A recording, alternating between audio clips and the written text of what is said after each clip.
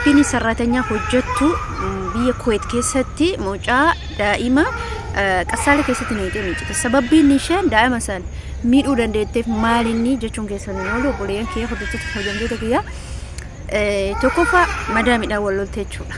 Kaatee akka nama daa'imni sun ishee miidhetti fuutee gubaa gubattee jechuudha. Gubaa gubattee san mana madaamii keessa gubaa madaamin ishee gubdee fuutee kaatee daa'ima qasaala keessa sababbiin ishee geettate tokkoffaa akka ani madaa'etti isheelleen hamadooftu kan jedhu jechuudha. No miti akka ati madooftetti isheen kan madooftu sababbii san odoo hin taane san gochuudhaaf ati akkas gochuun qabdu. Tokkoffaa daa'imni maasiyaata kan qabu malee kan waan ta'eef daa'imni kamuu abbaa fedhee yoo ta'e maasiyaata kan qabu. Assalaamu alaykum warahmatullahi wabarakatuh. Akkam jirtu nagaa keessan fayyaa keessan isin jecha Allah nagaa koota alhamdulillah galata rabbi. Akkuma beekamu mee viidiyoo keenya kana like gochuu share gochuu subscribe gochuu dagatteena. Ifama namatu jedhuudhaan natti dhufe kuni like gochuu share gochuu dagatteena. Dhugaan dubbachuuf gaafa madaamii keetiin wal lolte waa tokko balleessuu hin qabdu. Sababbiin isaallee maal hoo jette ati nama miidhatte gaafa yaaddu rabbiin si dhufee si miidha. Dhufee si miidha. Sababni isaallee inni ati miitu caala bakka yeroo madaamii keetiin wal lolte tokkoffaa nama miidhe rabbii keetiitti dabarfadhu. Barumsa siif ta'a ammoo jechuun warroonni fakkeenyaaf amma ishee san lubbuu ishee baasuudhaaf deemanii akkasuma seerri Kuwait jechuudha. Seerri Kuwait sirriitti cimaadha. Seera biraatiin gargari jechuudha. Kuwait Suudi nasbee nama gaafaafti nasbee keettu ba'a. Biyyi sun immoo dhugaa biyya hamaadha jechuudha. Sababiin isaa addaan asiin dura mootu Kuwait keessatti daa'ima isaanii akka feete gootu, daa'ima isaatiin hin lolu, daa'ima isaanii dha'u injiru waan akkasii jedhamu jechuudha. Sababiin isaallee maal ta'e seera cimaa qabdi biyyi sun. Kanaafu seera kana mootu as keessa beekan namatu asirra zuura baay'ee namatti tolu viidiyoo hojjechuun jechuudha. Kanaaf seera cimaa kana immoo warroota amma fakkeenyaaf ijoolleen haarawaa biyyoota arabaa deeman hedduutu jira jechuudha. Dhugaa rabbii jechuuf wantoonni akkana kun immoo miidhaa iddoo isinirratti ga'a. Ati fakkeenyaaf akkuma feete namni dhufaa jira.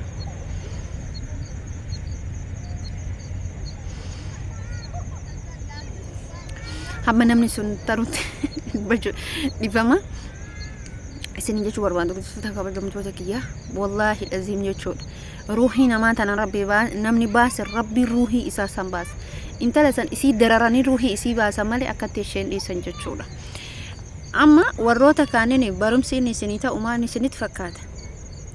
Waan akkasii hojjetuu hin qabdu. Ilmoo keetiitiif dhabuu qabda. Ani yoo madaamii kiyyaa wal lolle daa'ima nasbee baasa wallahi billahi ani wal lolaani duraan jechuudha. Sirriitti wal lolaan gaarummaatu irraa wal wantoota akkasii jechuudha. As argitanii akkasii isiniin jedha namoonni biyya namaa dalagan namoonni nama dalagan wantoota akkasii hin dalagina. Ijoollee arabaa dhayna kaameraa mana keessa jira. Gisee tokkollee jechuudha Kuwait keessatti maaltu ta'e isinitti fakkaata? Mucaan tokko daa'ima takka jechuudha mana keessatti yeroo hundumaa hin raffisti. Akkamitti raffisti isinitti fakkaata? Ukkaamsitee raffisti jechuudha daa'ima kana yeroo hundumaa ukkaamsitee raffifti. Gaafa kana daa'imni tun oduma isheen akkas haati isheellee abbaan illee hojii galu hojii hojjetu. Daa'imni kun yeroo hundumaa hin rafti. Yeroo Filipiiniin kun immoo badaadhaa beekati xiyyeeffatte Kuwait keessatti jechuudha. Oduma akkasitti raffiftu gaafa kan ukkaamsitee tiraasii afaan isii dura keette raffisaa turte. Gaafa kaani daa'imni suni nasbee isheetiin darbite jechuudha. Otoo isheen akkasitti raffiftu daa'imni sun tuute. Gaafa daa'imni sun duutee kaatutti argan. Ila namni nama ajjeese jechuudha ruuhi isaallee namumatu isa baasa. Otoo guyyaan isaan ga'in garuu haa ta'u guyyaa akkuma rabbiin itti sababe gaafa kaani yeroo namichi hojiidhaa galu isheen rafte jetti. Yeroo hundumaa daa'ima irratti ukkaamsitee raffisti beekaa kaa'amma.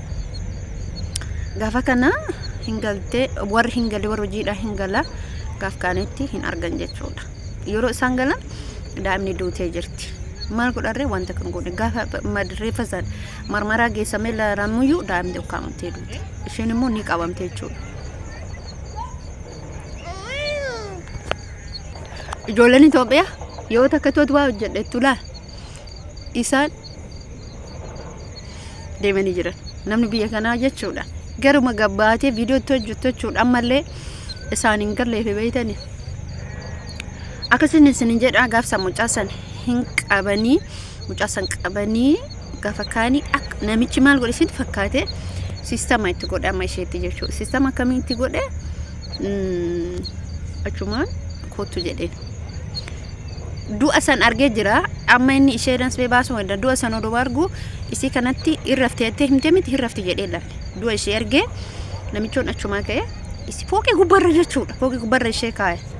Gaafa gubbarra ishee kaa'u ofii fooqee gubbarra isi fooqee gubbatti siyaame erga si kootu inni dhuftee yeroo kaatee dhuftu waan nagaa waamu se'a. Namichi sun hidhaan isaatti illee adabamee jira beekaa.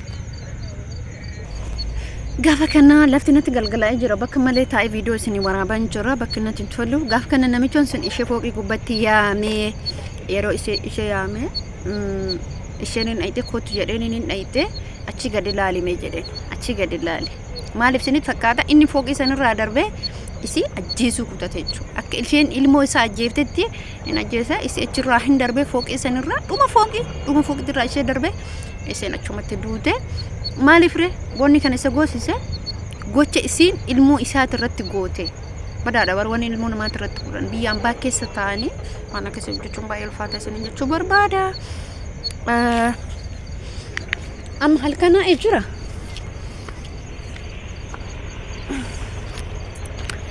akkas isin jedha biyya namaa keessa teessanii wantoota hin taane hojjechuu ilma namaatirraan dhiibbaa garaagaraa ga'u baay'ee ulfaata boloota kiyya jabaadha eeggannoo godhaa eeggannoo gochuun baay'ee barbaachisaadha isin jechuu barbaada viidiyoo kiyya sumarratti sa'aatiin galgalaa jira bar sa'aatii galgala kanaaf lafni galgalaa jira lafa galgalaa kana as kunoo lafa galgala akkas isin jechuu barbaada amma viidiyoo biraatti walitti deebinutti like gochuu fi share gochuu fi subscribe gochuu hindagatina isin jechuu barbaada.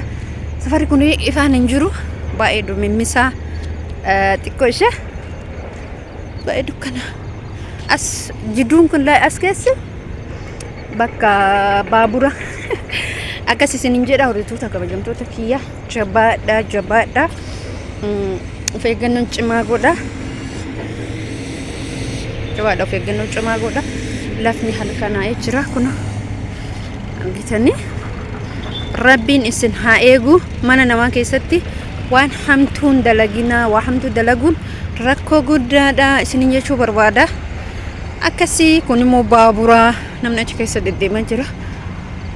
Dhagaan naaturaa hamma viidiyoo biraatti walitti deebinutti bye bye.